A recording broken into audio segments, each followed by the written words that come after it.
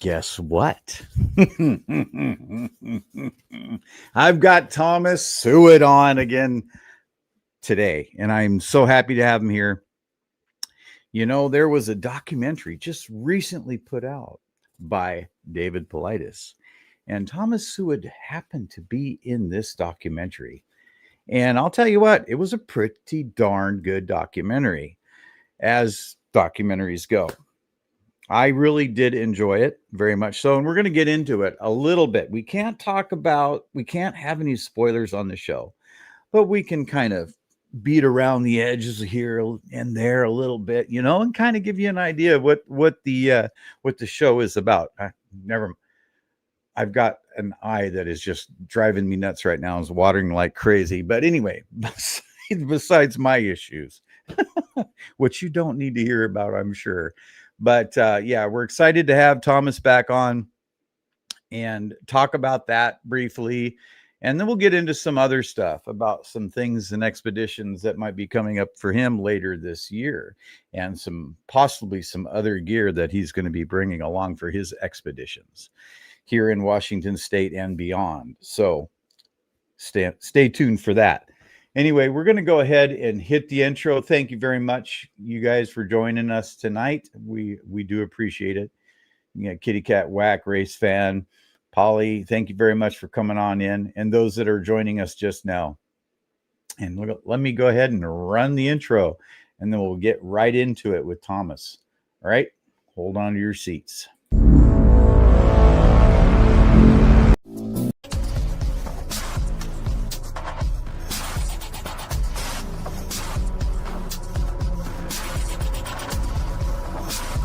Welcome to the dimension of the unknown, where the imagination reigns supreme, crafting worlds and realities that defy the limitations of our mortal coil. Beyond the veil of reality, there exists a realm that defies the boundaries of human perception.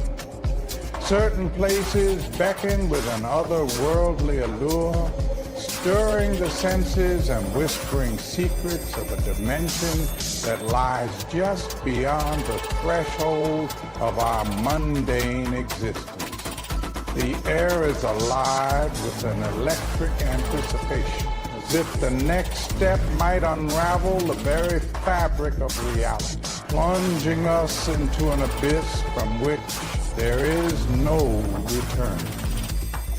This realm is a boundless expanse, as infinite as the cosmos and as timeless as the ages. It inhabits the twilight zones of existence, where the glow of knowledge and the shadows of ignorance entwine like lovers in a cosmic dance.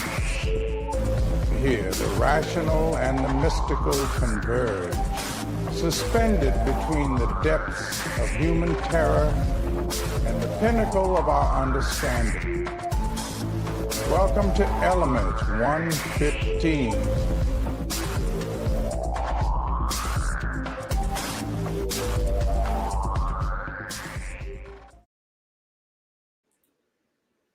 Hey, Thomas, how you doing? Doing good. Thanks for inviting me back on the show. Absolutely, absolutely. Well, there's a little story that I've got to say about. I did not realize that this documentary was going to be shown right here in Tacoma, Washington.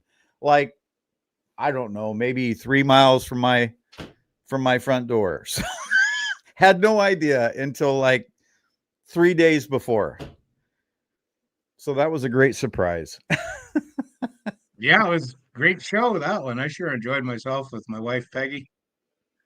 And there was so many people there. I saw your pictures and I was like, holy cow, there's all of these well-known people that I've met in the past at other conferences and stuff. Who was most influential to you, or somebody that you look to and that you trust in the big field that was there? Ron Moorhead. Yes. The great Ron Moorhead. It goes right back to some, I don't know, cryptid magazine I used to buy in the newsstands back in the God, that would have been late 80s, I guess, mid 80s. And there was the advertisement for Sierra Sounds, order your cassette, Sasquatch vocalization. So I ordered it. And then I would eventually order two different CDs of it because I scratched one. But he really helped kickstart my whole career and interest and curiosity into Sasquatch because of Sierra Sounds. Yeah. I know that he is more on the woo end than you are. Is that correct? Yeah, I have my reasons, my speculations why I think he went into the woo, but we won't get into that. He's a good friend of mine. I've when Todd Neese and I put together Operation Sea Monkey to go on a yacht out of Campbell River, Central Vancouver Island, British Columbia, when I was living there. It was Ron Moorhead, Thomas Steinberg, Gunnar Monson from Sasquatch Coffee, and an investigator, Darren O'Brien from the BigfootStore.com. They came on board, as well as the captain's family, and we went out on Operation Sea Monkey, had a blast, and it was I sat with Ron in conferences, with our vendor booth side by side, heard him speak, but me and him got to spend, with everyone else 5 days on a yacht. And, really got to sit there, and interact and talk about Mhm. Sasquatch. And he became a good friend. And a couple of years ago, I was at the Medellin Falls Sasquatch Conference as one of the presenters, and Ron Moorhead was there, and the she Squatchers, and they Oh, put us in this old early 1900s Western type motel, and we're on the second floor, squeaky door handles, squeaky floors, no insulation, little box rooms with a single bed and double beds. And me and Ron, being old and diabetic, we both get up at the crack of dawn, having coffee in the coffee room, and both deaf as stumps. And by the way, tonight I got my two brand new hearing aids, and this laptop is just booming, so I can hear the world again. But Ron and I were talking without hearing aids, so we're really loud. All of a sudden, one of the she squatchers, and we'd all had a few drinks the night before, except for Ron. And she come out into the coffee room, and I apologized. I said, "I'm sorry that me and Ron are deaf, and we were speaking pretty loud, and there's no insulation." She goes, "Are you kidding me? To wake up and lie in bed for 45 minutes and listen to Tom Sewid, Sasquatch Island, and Ron Moorhead, Sierra Sounds, just jawing away, chattering away like two Sasquatches in a coffee room talking about Sasquatch." She goes, "It was like I was still sleeping and dreaming." She goes, "That was just amazing." And that was really humbling to me and Ron as well. Yeah, yeah. It's amazing to me, from even me, to listen to your stories, when Tammy and I met you up there and the SasquatchLegend.com store, and just listen to you talk about what you know and the knowledge that you have. You're such an amazing storyteller. It's incredible, and to hear you talk about having no insulation, and the way you describe everything, it's very visceral, it's very alive. Everything that you say, you put things together so well, and I want to say thank you for that, because it's very entertaining. Oh, I could really kick it off. It's called Stream of Consciousness Narrative. And if I wanted to throw in characterization, because I studied creative writing journalism, I didn't like journalism, but I loved creative writing and still do it. And you'll see it in Sasquatch Island, my Facebook group, and Pacific Balance Marine Management, my other group that I run. But it's, to me, it's, when I was thrown in that abandoned native village in 1989 of my tribe, abandoned old houses with no doors or windows, fallen down totem poles, lying on the ground on their backs with the images and crests still showing. And then all of a sudden, within my first day there, when finally someone showed up in May, I did a walking tour, and two kayakers came in and they jumped on. And at the end of the narrative tour, stream of consciousness narration, characterization, at the end of it, I was just a young buck back then. The millionaire from the yacht looks at me and gives me a $20 bill and looks at the two kayakers and goes, "Give them some money." He goes, "I'm filled with display areas and museums, and I've been all over the world, and that's the best narrative tour with stream of consciousness narration and characterization and other things, foreshadowing, I've ever heard." So please pay this young man some money. And they did, and that's when I got the idea. Hey, I'm gonna start doing native cultural walking tours, and that's how I built my tourism empire. Yeah, yeah.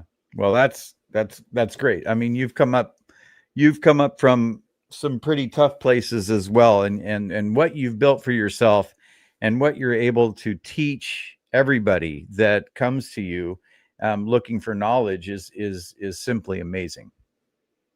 Um, Thanks.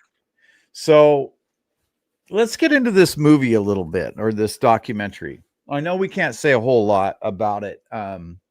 There we had a discussion, before the show, about how much woo was in the movie. And I agree, there was quite a bit of woo, and that's okay, because people have different, I believe that people have different experiences with Sasquatch, and maybe they don't understand what they're seeing. But I know that you've been in the bush for a very, very long time. And so you are very well versed in what happens out there in the bush with Sasquatch, with things maybe like orbs that you've seen in the past. Um, do you think that there might be a correlation somehow with the orbs? Maybe it's spirits and Sasquatch, or do you think they're two separate, totally separate things? From my experience, I have to say that they're separate entities. Sasquatch is Chonacha in my language, and they do. And that's why when you carve them, you make hollow, round eye holes. Because Mhm. when you read the old books and from interviewing the old people that are no longer with us, especially Quagga Art, that's the book I'm going to quote from. But it says when you see a mask with natural eyes, that's from the natural world. But when you see one with hollow eyes, just holes, that's a crest figure, a being from the supernatural world. And Junawa, the Sasquatch, will have, when you make a mask, it'll have round eyes, hollow holes. So it's from the spiritual realm. And we do have legends. My family's legends on the supernatural, spiritualesque aspects of Junawa, Sasquatch, are lost. My grandfather, great grandmother, grandmother, they're all gone. My father's gone. I'm actually sitting in what used to be his office. It's now a guest bedroom at my mother's house in Vancouver Island. But he's gone now. So those spiritual ties, stories that are titled to my family, we don't have access to. They're gone forever. So in our law, you can pick up a book about the Kwakwaki Walk or Kwagga, how it used to be spelled, and internet, and read that stuff and research. Then the other families that have chosen to share that with the people that interviewed them are out there. But in our law, I can't speak about their property, which is their legends about the spiritual aspects of Chonacha Sasquatch. And I have to keep it like that. That's Kwakwaki law. Yeah. Gotcha. I'm sorry, my eyes are burning horribly right now for Yep. some reason. But anyway, um, the part that you filmed, or that Dave filmed for the documentary, that was filmed years ago. It's about 3.5, 4 years ago in the summer. I was in, well, I basically squeaky wheels get greased. I was emailing when I seen the announcement that Gather Up Events, who host the Ocala, Florida Sasquatch Conference, Tennessee Sasquatch Conference, and others, they were going to host this first ever Alaska Bigfoot cruise, and David Paulides and Dr. Jeff Meldrum are going to be speakers. And they had these round circles on the poster that future presenters to be announced. So Peggy and I were coming from an Oregon Sasquatch conference up the I-5 freeway, and I'm in a passenger seat just going on the texting this Gather Up Events or Mhm. emailing them. And I said, you got to bring us on board. We're North America's leading Indian stage show for Sasquatch, Sasquatch Island. Just go to our website, conference page, read it, and look at these YouTube videos. We're going to knock the roofs off that cruise ship, and people are going to sell out in tickets because Sasquatch Island is there with Meldrum and Pallades. Well, not a week later, they phoned me and they said, okay, you're on board. You're one of the presenters. I'm being peggered. It's like, wow, we're going on the Alaska Bigfoot cruise. So we went. David Paulides was on board, Jeff Meldrum. And, you know, David came to me and said, we're filming for a documentary. I have my film crew on board. Would you like to do an interview with me? I said, oh, of course, sure. What do you want me to talk about? So we were outside in Alaskan waters heading north, and you can see in the video, in the recording, I'm shaking. And David's got a nice warm jacket. I don't. And I was wearing actually this hoodie and just freezing in that wind, even though I was a commercial fisherman for over 40 years. But we did the interview, and he told me he'd use it for a future documentary he was putting together. And then last July, he phoned me, or his director phoned me and said, we're going to be filming on the Olympic Peninsula in July. Is it all right if we stop by SasquatchLegend.com in Fort Washington that you manage to do some filming? I'm like, yeah, sure, come on. So they came, and they didn't interview me there. They just did B-roll shots of the store and the outside. And but the November prior to that, a year ago this November, David was at the Quinault Ocean Shores Sasquatch Summit as a speaker, and he made the time to stop by Forks, and he came in the store unannounced, and just before I closed in the evening. I'm like, hey, Dave, what are you doing here? And I come to buy your drum or something of your art, because I do the Sasquatch Kwak-Walk-You-Walk native art, and he bought a 18-inch diameter deerskin drum with a side profile of a Sasquatch, brown and tan.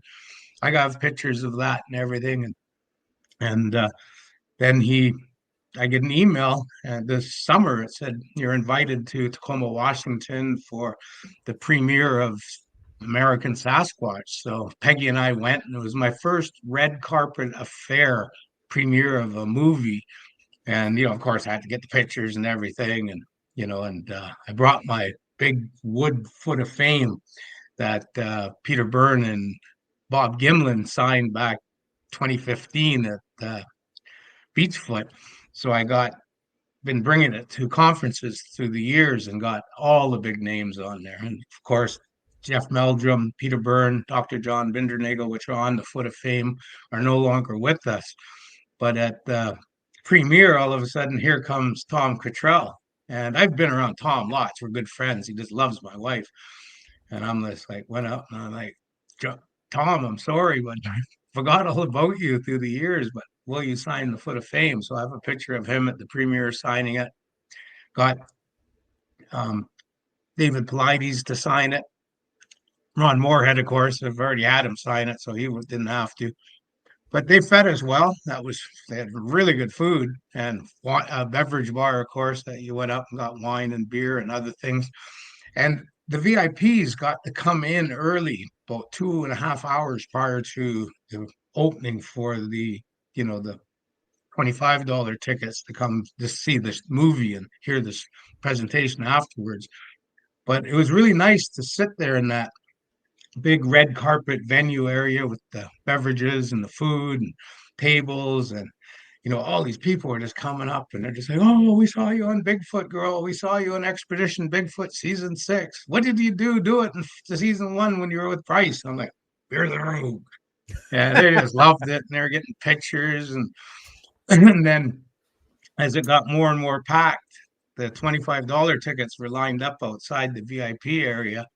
And me being a smoker, I'm like, I gotta go have a smoke. So I went out there, and all of a sudden, I just got swarmed. People like, it's Tom Sewid, Sasquatch Island. And I was so humbled. And I was signing people's things they wanted me to do, getting pictures with them, and went and had my smoke, came back in. And that's when they brought us all into the venue to watch the show. And I looked around right away, and I got pictures on Sasquatch Island's Facebook group, but you'll see it was 98, 97% sold out. So it was a very successful event. But one of the big things that surprised me is when I got there, I looked over where David was, and I'm like, holy smokes, that's Marty, the owner of Gather Up Events, who put on the Alaska Bigfoot cruise. So I went over, started talking to him, and he's like, oh, yeah, no, we're helping David here with his movie and everything, and doing the venue and that.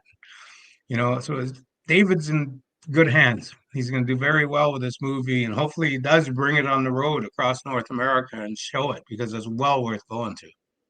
Yeah, I was able to watch it on Amazon.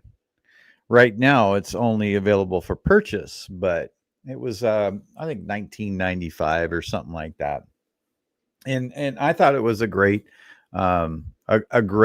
show, a great documentary. There was a lot of different angles. He didn't just hit on one thing here. He kind of covered the gamut between what the woo, the not woo, and different sightings that people had, and the recreations that he was able to put together, I thought were fantastic.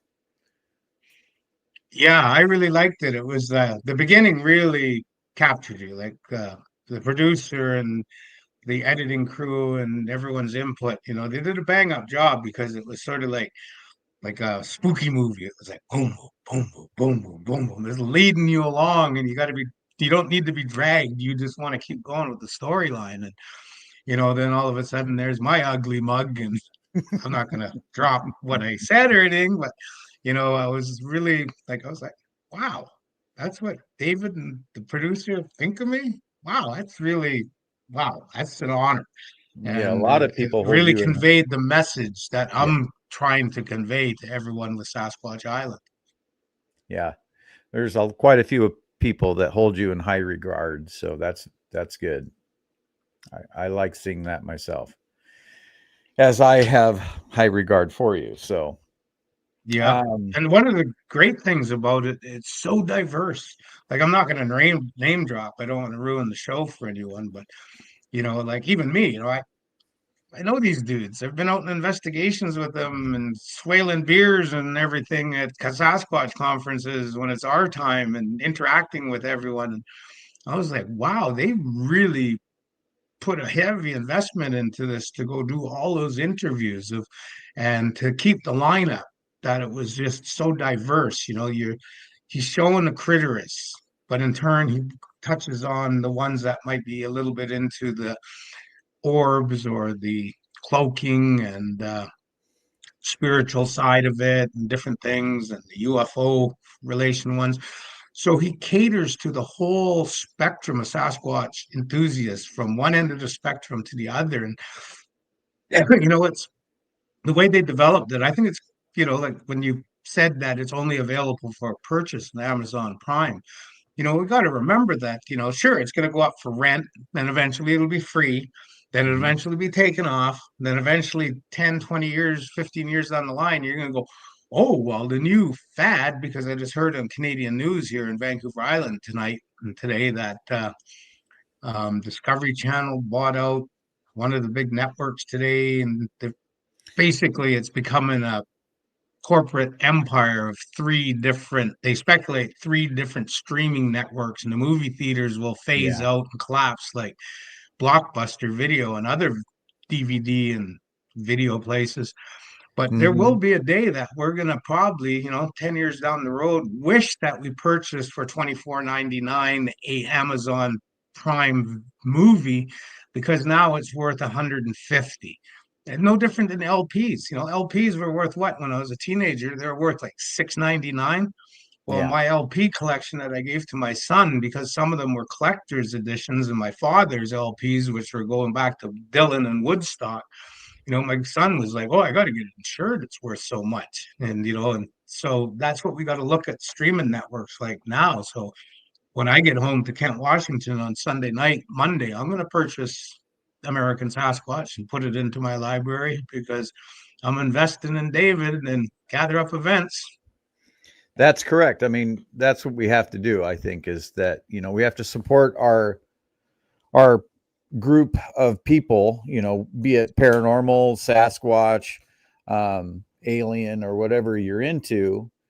I mean, by purchasing those things, it gives them money to keep creating more, and doing more research and that sort of thing. So I think it's only a good thing in the long run. Oh yeah, definitely. And what David's and team have done with this movie, it's like me, I'm a criticist. So I used to be podcaster with Monster X Radio, and our motto was Bigfoot without the BS. That's And right. being a devout criticist, a lot of people come to me and I just say, look, out of respect, remember, I'm an Indian. Don't try to be a Christian fanatic and try to shove a Bible sideways down his throat. So, in other words, you believe in the orbs or the cloaking or the UFO flying, portal jumping, orb turning Sasquatches. Great. all the power to you. But don't try to shove it down my throat, and I won't try to convert you to be from what you believe in with Sasquatch. We Right. have to find that mid ground and have Yep. a harmony, balance, and respect between the two different sides of the spectrum, but be able to come into the mid ground so that it's harmony, balance, respect. And that's what David Paulides and team did. And I was Yes. really amazed at that. It's the first time ever. You know, you'll have most critterist shows are critters. And the ones that believe in the other aspects and the other end of the spectrum, it's all that. And so for Mhm. me, who's not into that aspect of Sasquatch, I'm going to tell you the truth, it bores the hell out of me. And, I'm like, oh, geez, I paid $3.99 for that. Shut it off. I don't want to hear no more. And then when I'm bored one day when the football games are no good, I'll go back to it and bring it up. And I should have Yeah. just kept turning it off. So that's what I'm getting at is it's what they've done is amazing. And it's, the special effects or whatever AI or whatever they did to reenact different segments to the movie. I was like, wow, that's cool. Yeah. I was definitely impressed by how him and his team put that together. Definitely. Um, so getting out of that and moving forward here, you've got some plans for this coming summer. It sounds like. It sounds No, like you were able. No, right now. It's right on like now, Donkey not this Kong. The summer. leaves are off the trees. Yeah, we're Yeah. doing it right here in the wintertime. Right now, the only reason I came up here is for medical, two different appointments. One year's, the other personal. But anyway, I'm on Vancouver Island right now. I should be half an hour drive north of here, sitting in my vehicle, flooring the beaches because there's a massive low tide. There was an 18 point something high tide this afternoon, a monster high tide. Huge super moon last night, the biggest one in the next 40 years. And the beaches tonight are probably -1, -2 foot or more, which means the beaches are way out. So the Sasquatch is going out of beaches now for the buffet table is set. They're sitting there, even though it's cloudy, wind, rainy, but a little bit of breeze. They're out there harvesting mussels, oysters, clams of 7 different varieties, gooey ducks in the real low beach right now, which are about that big, that got a siphon as big as my arm. It looks like a horse's you know what, but they're very Right. tasty. But to a Sasquatch, one of those clams, gooey duck, is going to fill its belly for the next 24 hours. And tomorrow night in the low tide, they're out again. So right now with the big tides, and the best part is all of a sudden you're on the beach hiding behind driftwood downwind, and the Sasquatch comes out and goes to a shellfish beach, and you're sitting there with flirs, and all of a sudden he sees you or whatever, and he goes back into the bush. Well, all of the correct me if I'm wrong, I think it's called coniferous leaf-bearing trees. Uh-huh. All the leaves are on the ground now, so you can see into the forest for a long ways. So from end of October through until the first couple of weeks of May, this is on like Donkey Kong prime time to Sasquatch investigate.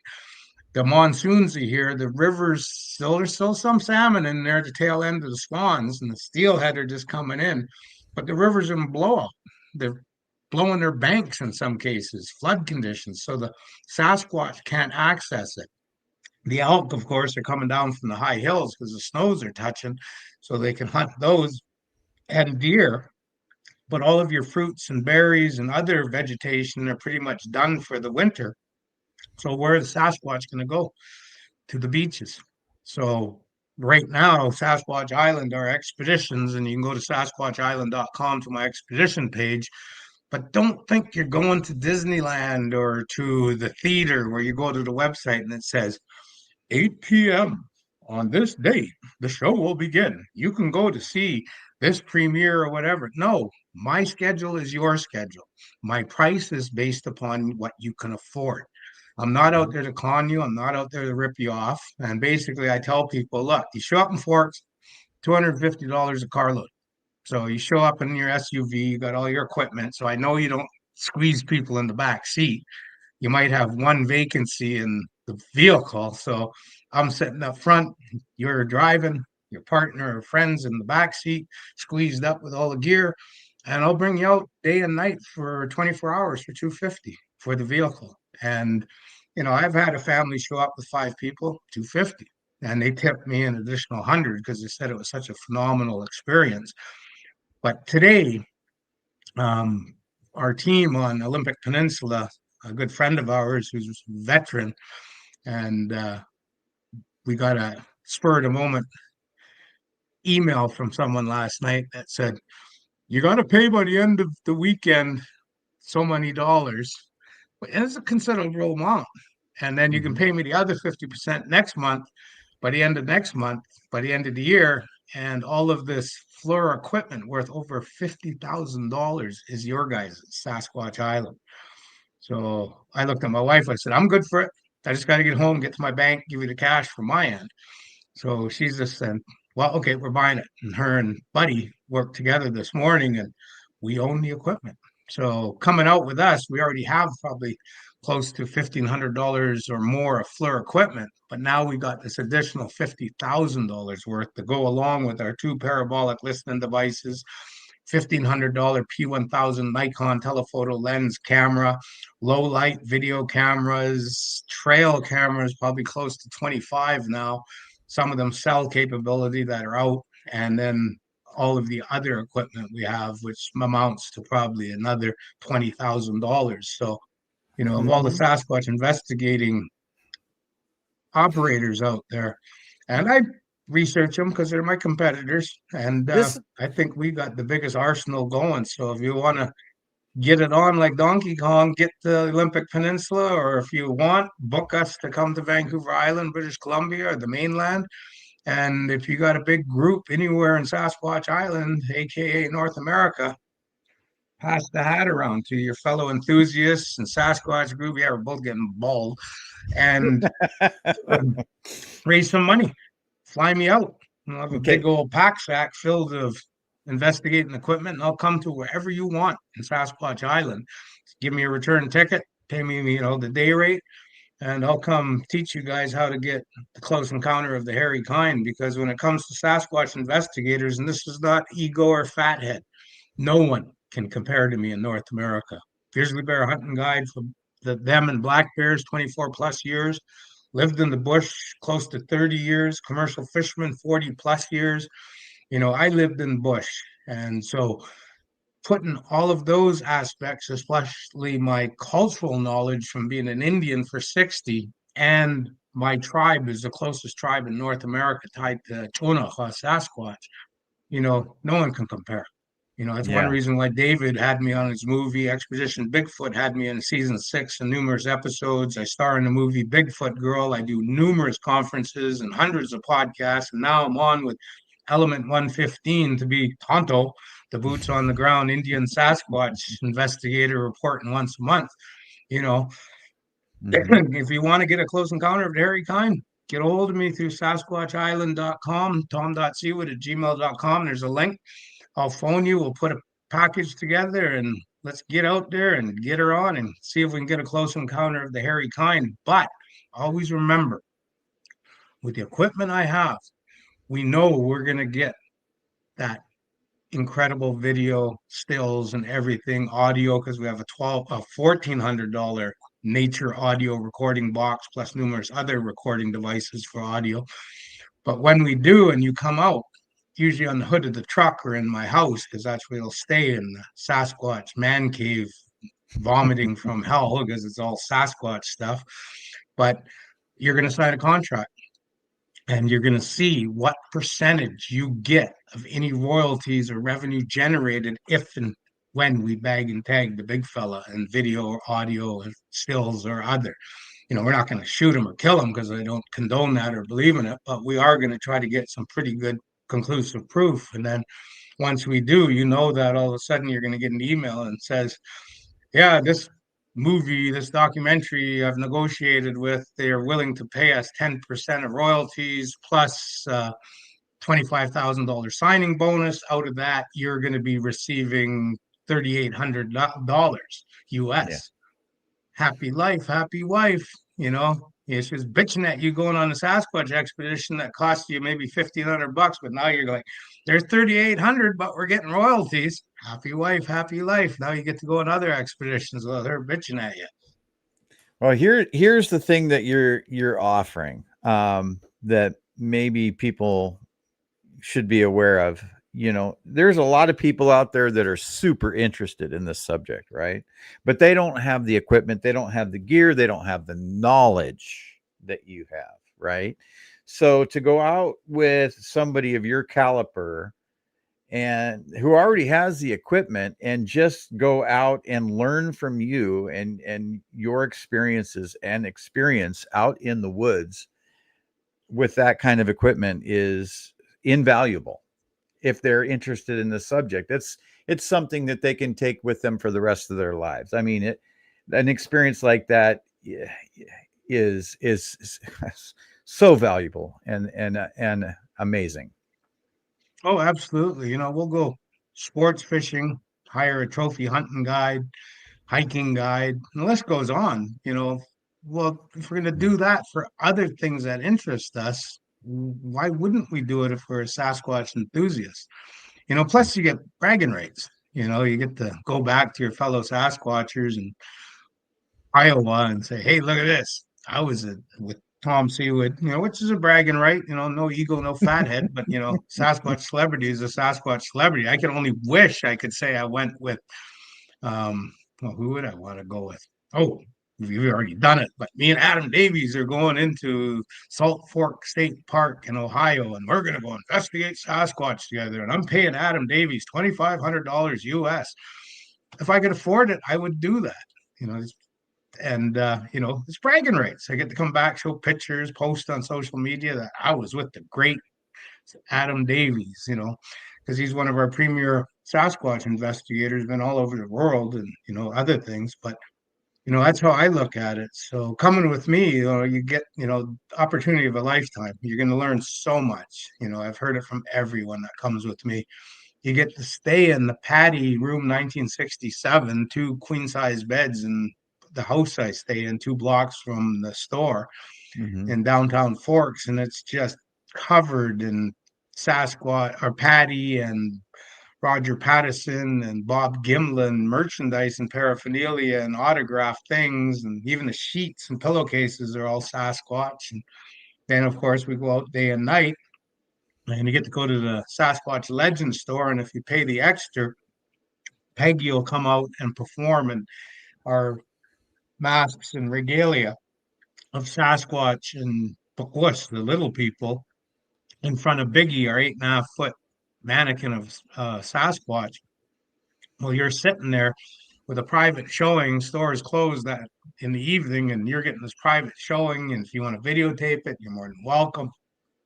You can't use it for commercial purposes unless you contract with us. But you get to have a Sasquatch expedition of a lifetime, and you're going to the Sasquatch hotspot. As far as I'm concerned, the top number 3 hotspot of North America, which is the Olympic Peninsula. It's on like Right, Donkey Kong. right. You know, there's so many other people out there that have had these experiences with Sasquatch, and not only just normal people, but people like yourself. What what difference does it make, or does it, when somebody says, "Well, I've got this spot," you know, everybody's got their own spot, but what difference does it make what spot do they go to? You know, if they've had experience there, what makes the spot that you have different from maybe their spot? I have pictures and videos of Sasquatches in my spot. There That's the you go. difference.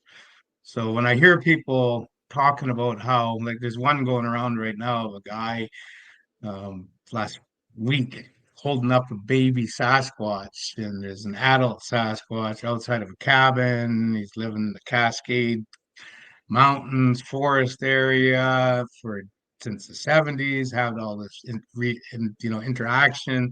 Here's him holding this baby Sasquatch, and here's this bigger one standing behind him, and I'm just like, what a bunch of bunk and bullshit.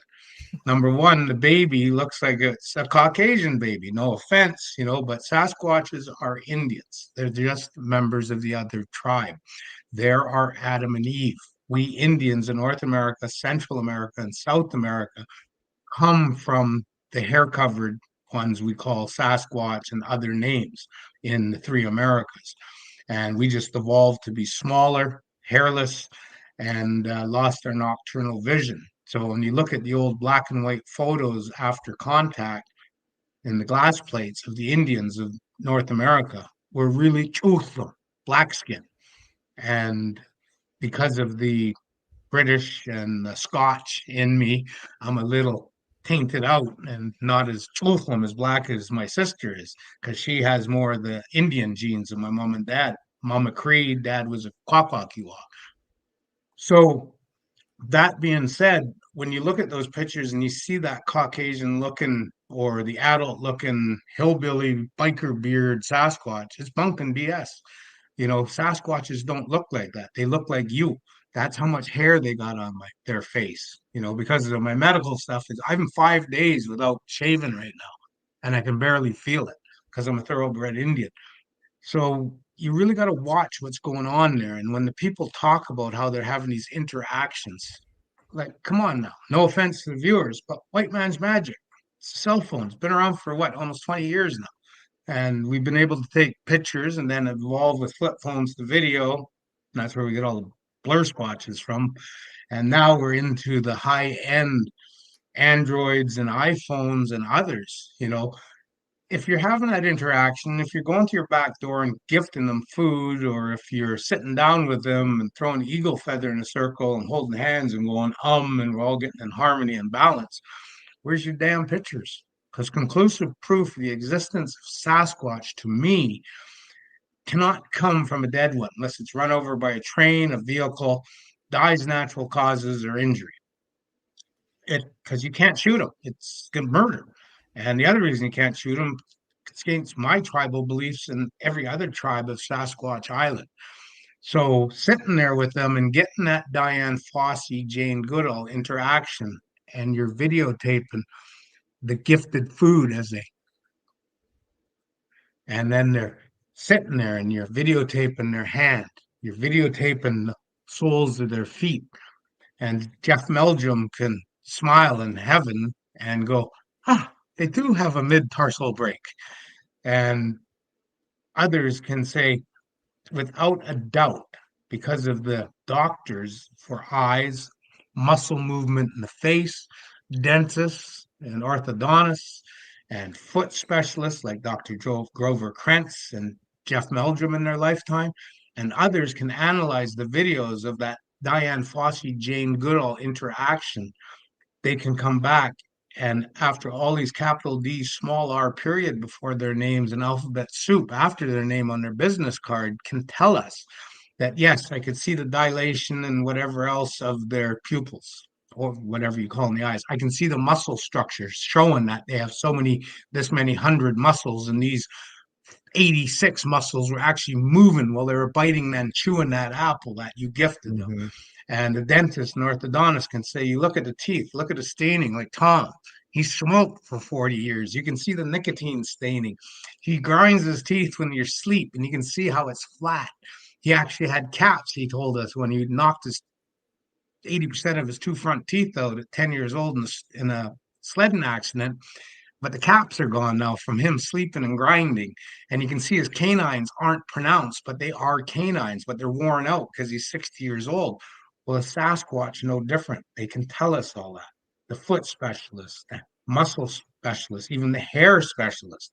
And then we can sit there and go, well, this is conclusive proof. Oh, but don't forget, we got the DNA to back it up. Because one of them was bleeding. And as I was healing them, I was swabbing the blood and scraping the scabs and even the pus. And I healed them and put ointment in there because they had an abscess wound. But now I put it in plastic bags and with my rubber gloves and with my face mask on. And I videotaped it as well with a selfie going, look, I'm wearing my PPD, personal protective equipment, PPE. Mm-hmm. Yep. So when those negative nilly whining little bitches come forward and say, oh, but it was contaminated with human DNA. Oh, it had human chromosomes in it because of this. They can't do that because you had your PPE on and you videotaped you healing that Sasquatch and you actually see where you were swabbing with Q-tips and taking the pus and the scab and the blood and the swabs and putting it in plastic bags. How can you argue with that? And that's how we get to conclusive proof of the Yeah. existence of Sasquatch.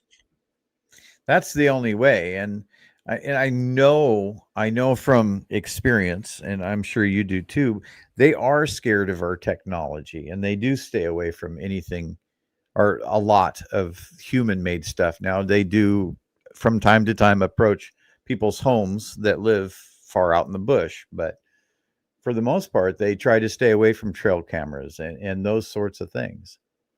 I beg to differ on the trail cameras You because I got a do? picture of a Sasquatch after it knocked my trail camera out of a rotten cedar stump on Vancouver Island Huh. because I don't use nylon straps. Either But do then I. he knocked it off when I walked up to the stump, no trail camera. Partners, friends with me, I'm like, don't ever just walk up to it. Look at the ground, look for tracks, look up above on the cliffs and see if they're looking at us. And we did all that. And now we went in. I'm like, oh, there's a trail camera lying on its back in the moss. Look at the indentations in the moss. Let's measure them as we walk in, put our foot beside it to get size comparisons, put a pack of cigarettes down, tape measure. Now we get to the trail camera, look all around. Yeah, it's son of a gun knocked it out of the stump. He was standing right there. You can see his footprints. Get a picture, get measurements. Now we grab the trail camera, open it up, and look in it. And there's four frames of spinning ground and spinning trees as it lands on its back.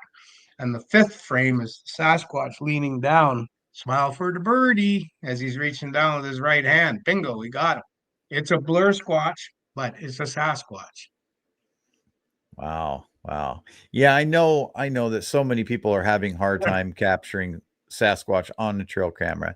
And like you said, with the nylon straps and the cables and the different things, we had that discussion before where, you know, that line is not natural to see on a tree. No. So of course they're gonna stay away from something like that. Everything in the forest goes vertical and Pacific Northwest. Brush and branches go almost horizontal, but not truly horizontal. They've got that 45-degree roughly angle up. So as soon as you put a horizontal strap on, bingo. But I do have a trick, but it's going to probably be until maybe January, February when I've divulged what we're doing with trail cameras. There's something sitting on the toilet. I always say that. It probably wasn't, but I was sitting on the toilet and I said to self, and self said, huh? I got to ponder. What if we tried this? Curiosity always kills the cat. So I'm going to try it. I painted berries on this 360 trail camera. What? I painted berries on this 360 trail camera. Oh, you got one of those new ones. I just saw those last week. Yeah. So I'm hoping, you know, making it as noticeable as possible. And what are those berries doing on that thing? So what you're going to have to do, you got to remember when you're gifting Sasquatch, only natural foods, no peanut butter, because we know we have people that are deathly allergic to nuts. So don't be stupid. Don't use, if you're going to use nuts, use peanuts and make sure they're organic too. So peanuts in the shell. Brazil, I wouldn't use Brazil nuts. They're too tough and they're not from here. But any nuts that's from North America that we can buy right now because it's Christmas, by all means, go put them out. More than likely, squirrels going to clean you out, but at least you tried. Yeah. But then with your berry 360, I'm really intrigued. So I would go buy what they're accustomed to in the Pacific Northwest that are in backyards and growing naturally. They don't like blackberries because Himalayan blackberries are invasive and they don't go near them, from my experience. But your raspberries, cherries if you can get them, plums, but definitely raspberries because they're year round in our supermarkets. So for a Sasquatch seeing that 360 trail camera, hiding behind trees and looking, it's got berries painted on the thing. What the heck? Oh, that's why. Oh, look at those raspberries. Curiosity and hunger killed the cat. I gotta go get them. Smile for the birdie. Your 360 just got you 60 pictures. Yeah. Yeah. Just have to make it stand out. you know. You got to use ingenuity. So Yeah, right you now do. we dumped a bunch of trail cameras, $1,400 audio box, and cell phone trail camera. Uh, I told the guy at his private property, which has he's one of our team members, but he's got a massive elk-proof fence around his backyard, a garden inside, and still had apples on the tree in there. The apple tree was only about 12 feet high, but it had half a dozen apples on it, red, a week ago when we were in there loading everything. But his compost box, and I'm like, there's this grass in there. How come you're not putting compost? Oh, because I'm this, that, and the other reason. I'm like, no, start loading it. Don't use your garbage can no more because you're buying pre-made compost and you got lazy. Keep loading that compost box. So we put three cameras around that one. And then where they come into the yard, we're walking. I point. I said, if I was a Sasquatch, I'm coming in there. Prevailing southeast winter winds. That's where they come in downwind on your whole property. They look through the bush and they're watching. There's the deer feeding. They back into the bush, go down, come sidewind on them, pounce, throw a rock at the deer, whatever, get deer in your backyard. He's like, makes sense. Let's go look at the trail there. It's huge. And there's this freeway, Sasquatch freeway, and other animals right there where I said they would be coming into his property. So we put a trail camera on a tripod in the grass of his yard facing that. Because what they're doing is they're walking up that trail looking at the lights in his house and they're smelling because they're downwind. They're not looking sidewind to their left. But when they do come out of the bush and go like that to look at his property, they look to the left and God damn it. When the hell did he put that tripod there with a trail camera? Too late. Bingo. Smile for the birdie. We got you. Yeah, yeah. I think too, you know, that's why I keep trail cameras around, is because I do think eventually, you know, it's possible that I'll put one in a location that where I'll capture something. And I've even tried taking, you know, in some camping locations, taking an extension ladder and putting a trail camera way up in the frickin' tree and aiming it down into the camp area, thinking that, you know, during the winter or whatever, they'll come through sniffing for food or looking for something. But even that hasn't caught anything other than campers. Yeah. And get rid of the nylon strap Yeah. and go to Timu. And Timu is amazing. I'm a premier Timu member. I get money back. But anyway, go to Timu and they have a like a tripod thread for anything but a trail camera. So what you do is bring your cordless drill, put a 1/4 inch drill into the tree, and then screw the base in there, and then wind your trail camera on. You broke the horizontal line. And Yeah. then the other thing is you can put it so it's pointing straight down. So if Mhm. we can get a picture, like I saw one yesterday on because I'm on holidays right now, so I'm just like social media scrolling like hell. I came across that one of the back of a Sasquatch, and someone analyzed it and blew it up and looked at it, and you can actually see on the left shoulder area between the shoulder and the spine. And it's a summer picture because he's depleted of hair, he's shedded, but you can see a scabby scar. Aha. And then they blew it up even more, and I can't remember what else they showed, but the third one I really liked was lice. There's the louse. Oh, So if wow. you're going to use a synthetic suit or be like fraud standing and have your wife or sister do their special effects on you, gluing the cut ass hairs off your dog on your face, you're not going to take the time, nor do you have the time to get a lice on there. And that's what really blew me away when someone analyzed it, scrutinized it, and there's a lice or a tick or whatever it was. And I'm just like, wow. I did think that was the real deal. Now I'm like the Paul Freeman footage because of the Yeah. enhanced where you see the baby come up and the legs move. Right. Now I'm jumped off the fence. I'm totally there with you, Paul Freeman, and whoever took that picture of the back of that Sasquatch. That's the real deal. Yeah. Yeah. I love that footage, by the way. That's amazing stuff. So what are you doing? Do you have anything big happening this for 2026? Yes, I'm offering everyone the opportunity to come out at half price. You will, instead of me charging you $100 to stay at the house and you get your bed, you stay for free. And we'll go out investigating. I'll call in my one of my workers to work half my shift during the day, because more than likely you're going to get up in the morning, you're going to go back to sleep because we're going to be out until two in the morning, 3 in the morning. And then I'm going to get up and go open the store at 10 o'clock. And then when you finally get the cobwebs shaken loose with coffee or whatever, we're going to head out again at 12 o'clock or 1 o'clock, go until dinner, go back to the house. I'll make you a nice, beautiful dinner. Chanterelle mushrooms I picked that I jarred, or sockeye salmon. Like I'll be jarring tomorrow. I pulled 25 frozen sockeye salmon from August out of mom's freezer today, and we're thawing it out. And tomorrow morning, it's, family on, making our skinless, boneless sockeye in jars. And I have lots in Kent already. I'll be bringing more because we got a huge load this summer. We've already done 20 cases, but I'll bring it down there so I can make you sockeye salmon patties if you're a seafood eater, or soup, or what Indian delicacy, fish, rice, and a vegetable out of a can. You can't beat it. Sockeye No. salmon like you've never had. And I got other foods. I'm bringing an elk roast down. Mom gets, we all get meat from our tribe.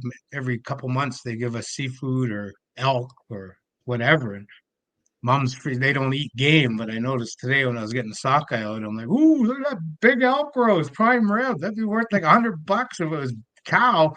Hell yeah, that's coming home with me to Kent or to Forks. So I Exactly. feed you good because I was a cook on commercial fish boats. I usually like to tell my people, okay, after dinner, have a siesta, 1, 2 hours, and then 9 o'clock, we're out until 1 to 3 in the morning. It depends on you, but we got places like this one bridge on goes to this big tourist spot, and there's like sunset. They all go to the beach for sunset. And then after sunset, when it's dark, it's during the season, it's like rush hour. Everyone going back to their Airbnbs and hotels and Forks. And then all of a sudden, like you hit a light switch, no cars. All the locals are home. They got home from work, had dinner, they're on the couch watching TV, ready for bed. And we sit there on this place watching the junction of two rivers. And man, oh man, we haven't seen one yet, but we smelled them and we've heard them there. But I talked to the local Indian fishermen because I'm in with the Indians because I'm an Indian. So they open their lips and chatter like Sasquatches to me. Guy goes, oh, I'll never go gill netting for salmon there again alone. We go 2 or more people. I said, how come? He goes, well, I parked the truck there. I walked across the river with my chest waders. I put my rope I was dragging to the pulley on the other side that we have in place. I walked back to the truck, tied one end of the line to my gill net, pulled it across the river like a clothesline, went in my truck, sitting there Facebooking away because you get cell bars. And I looked up and I put the headlights on, and floats were bouncing, and I could see the white of salmon in the gill net. So I'm like, oh, I better go pull my fish and get them out. So I went and I pulled the clothesline gill net in and piled it up. And I had half a dozen fish, and the first two I pulled out were big kings, Chinook, and they're over 20 pounds each. So I'm like, ooh, good. Put my fingers in their gills, turned around, and in my headlight, there's a big Sasquatch standing there looking at me. Wow. I said, what do you do? I was supposed to put him in my truck. What do you think I did? I just put my head down, threw the fish at the Sasquatch, turned around, started taking 2 more out. And then when I got up with those two and looked, there was a Sasquatch walking with the two 20-pound plus kings under the bridge. So Wow. I got my fish. Sasquatch got his fish, and he was but scared the hell out of me. I will not gill net there again like the other tribe members unless with people. And that's where we go and use the night vision equipment. So Okay. get on out. We're going to have to cut it there, my friend. It's been an awesome show once again. I really appreciate you coming on. And we'll get you back sometime in January. Will do. Hopefully, I'll have a bag and tag by then. But everyone who's Okay. listening, Halakulus, go in peace. Thank you very much, sir, and we'll talk later. Okay, we're going to hit the outro. And we'll see you later on Dave's show, okay?